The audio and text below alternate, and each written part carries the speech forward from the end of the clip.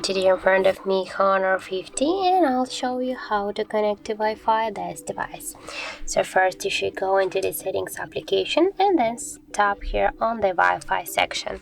Here just to activate the Wi-Fi you should click once on the switcher, and now here you will see all the available network that you can with which you can connect your device. And for example, I'll go with the first one. Here you should enter your password. In my case, that's from 1 to 8. And now just click here once on the eye icon to see the password to have some mistakes. And then just click here to connect. Wait a second. And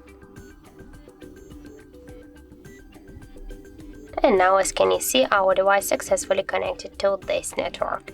Sure, you can select another network. Just to do that, first you should click here on this network, click to forget, and now you can select by the same way another network. And if you want to just turn it off, click here again on the Wi-Fi switcher, and that's it. And also we got a second way how you can do that. First you should open the notification panel, and here on the left upper corner you will see the Wi-Fi icon.